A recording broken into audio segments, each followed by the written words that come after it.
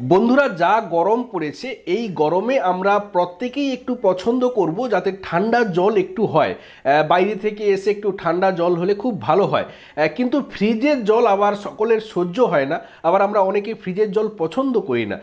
যারা যারা ফ্রিজের জল আমরা পছন্দ করি না, তাদের জন্য এই যে একটা জিনিস যেটাকে বলা হয় মাটির কলসি বা অনেকে এটাকে মটকা বলে থাকেন, তো এর যে ঠান্ডা জল, এটা কিন্তু একেবারে প্রাকৃতিকভাবে যে ঠান্ডা জল, সেই আমেজটাই কিন্তু এনে নিতে পারে এই সামান্য টাকার এই যে মাটির কলসি।